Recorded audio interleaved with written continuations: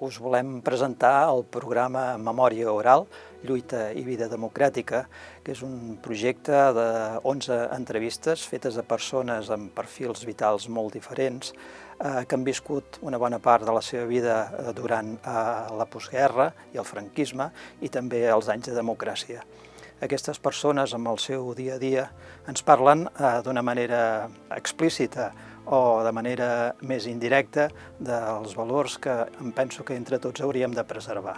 Valors relacionats amb la democràcia, com són la tolerància, la convivència, el diàleg i la confiança.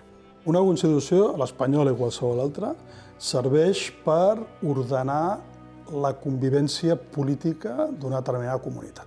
I si la Constitució no serveix per això, no serveix per res. Algun dia, posant la tele així, he vist tota la vida del Hitler i dius, i això no ha servit d'experiència pels que manen ara? No.